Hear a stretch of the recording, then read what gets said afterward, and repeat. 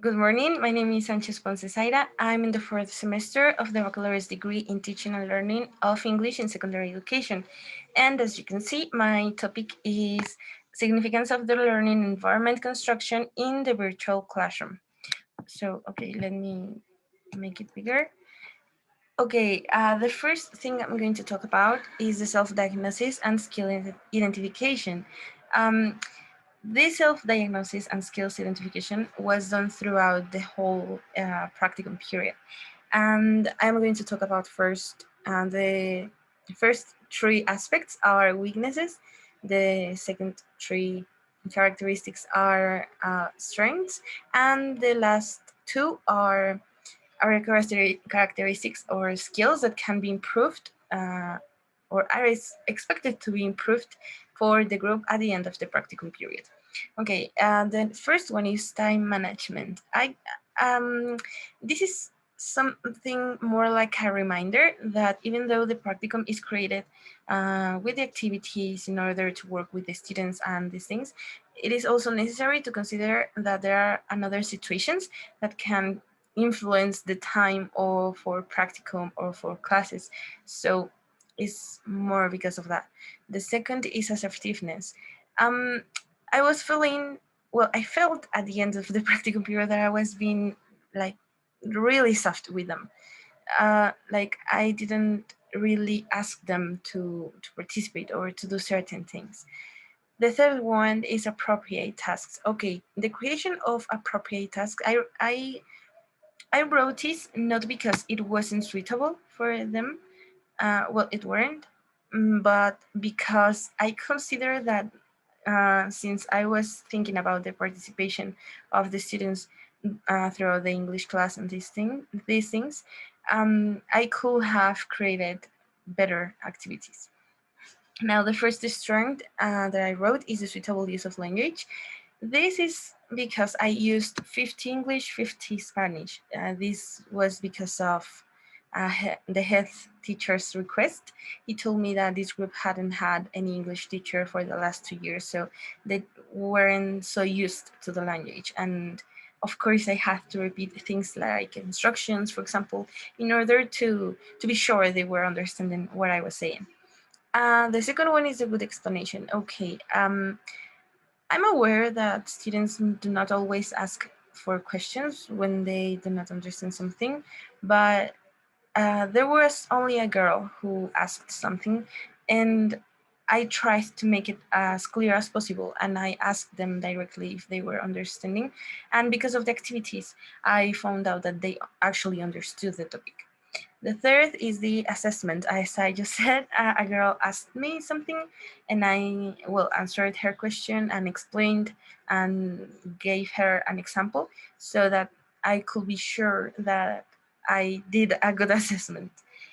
And the characteristics or skills that can be improved after the practicum period, well, in another one, is the students feel at ease with participating. I mean, like on their own because they want to participate. And the last one is the practice of the language. This is more referring like they are being able to put into practice the knowledge that they have been acquiring. Sorry. Sorry. And now the choice of study topic. Okay. Throughout the first observation practicum, the first, the very first day, it was possible to notice that only half of the group attend the classes. Only um, about 14 to 16 students join the video sessions, even though there are 31 students in the group. And also not even we have only half of the group, not all of them participate, and this is something that worries. So because of this, well, the proposal was created, and we will see that um, later. Okay, the purposes. To create a learning environment throughout the practicum in which the students feel comfortable enough to participate through the use of different activities. The second is to identify class by class with what kind of activities students feel more comfortable when participating. And at the end of the practicum, analyze the improvement the students have and the social practice of language. Okay, now we have the justification and contextualization. Okay, the practicum period was developed in the secondary school, Dr. Jaime Torres Bodet, and I worked with the group Third A. This group is formed by 31 students, and out of these 31 students, as I just said, only from 14 to 16 were used to join the video sessions. And out of those 14 to 16, only 6 participated because they wanted to, because I asked some of them to read examples and things like this, and they did it. But there were also a few who said like, "Oh, my microphone is not working," or I just didn't receive any answer. And this is why it is important to consider students' interest, because sometimes, even though we know that they think that English is hard or is boring, we do not really take it into account. And well, considering this information that I just told you about the group, I created these 3 hypotheses, and that is these 8 students, kind of, who do not participate is because they joined the video session, but they fall asleep because maybe they slept late or something. The second one is that students not participate because they are introverted and shy, which, because of the research that I done for the analysis discourse subject, I discovered this is the main reason why. And the last one is sorry, because either they do not understand the topic or they are worried about making mistakes. So this is why it is really important, and this is the significance of creating a good learning environment for them. Now we're going to talk about the theoretical review. Okay, for situated learning, in for this method, we know that the student is seen as someone who is motivated and the one who interacts with the environment in order to generate diverse capacities and knowledge for their daily lives. And on the other hand, we have the teacher, who is the one who is just a guide, is the one who facilitates the knowledge. And so this is why it is important to apply like this use of language as a part of their daily lives in order to make this new knowledge real. And well, that is for situated learning. In the case of problem-based learning, which is the second method, the teacher is still being seen as a guide and as the one who is facilitating the knowledge for to the students. Whereas the student in this case changes. The student is the one who is faced to situations that could happen in real life. For example, I don't know, to teach them how to analyze different problems. In this case, I will say like something like to ask them directly, what would you say, or how would you help someone who is not Mexican, who doesn't speak Spanish, and that is lost? How would you give directions to this person, no? And well, since as I told you, this project is about learning environments. So what is a learning environment? This refers to different contexts, location, and cultures in which students learn. It's kind of related to the situated learning. And as teachers, we must know that these learning environments have direct and indirect influence on the students' learning. I would like to talk about also Krashen's hypothesis, affective filter, in which if our students feel less anxious, they will be more able to acquire the knowledge that we are giving them. And whereas the design of the learning environment is being done, it is important to consider also that the practice must be taken into account as well as the learning objectives, since the learning activities and the assessment are derived from them. Okay, so this is the last part. And to establish, well, the proposal, first of all, sorry, is to establish a schedule for the class. Um, this is important because since we are kids, we are kind of used to have a routine on our daily lives.